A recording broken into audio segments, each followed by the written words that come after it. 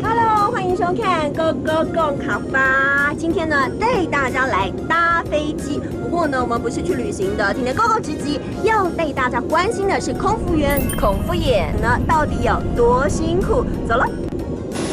各位贵宾好，我是客舱长胡延柔，现在请各位搭直飞机。空服员嘅工作冇轻松，看看他们要会中英文的共播，也要能够详细说明逃生须知。空服员除了服务旅客，也要协助飞航安全，帮助旅客顺利逃生，所以得做很多的训练。而且倒茶水、送餐点的工作也很繁杂，所以说空服员嘅工作真紧懂辛苦。看看我们的空姐是不是真的很辛苦呢？辛苦就是行苦，跟我们说一次，叶柔。行苦，帮我们说说吧。其实空姐不轻松，对不对？有哪些比较辛苦的地方呢？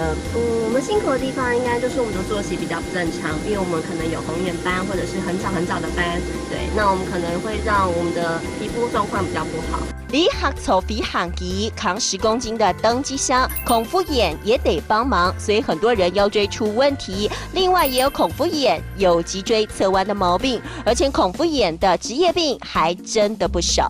像我们平常在空中备餐的时候，就很容易会被烤箱烫伤。狭窄的走道是他们工作嘅素材，所以别以为空服员光鲜亮丽，但他们作息不正常，生理时钟混乱，还得要风雨无阻，有光环，也有懂辛苦的时候。Hello， 各位观众朋友们，今天这一集有没有让大家大饱眼福？当然喽，因为这些空服员小姐都非常的美丽。可是啊，这光鲜亮丽的外表之下，其实呢，她们有很多辛苦的一面，克服生理时钟，还有时差，而且常常与家人分隔两地耶。所以你们辛苦了。当然喽，我们来复习一下今天认识的新的词。来看到第一个词就是空服员，空服员，空服员。第二个呢就是辛苦，辛苦，辛苦。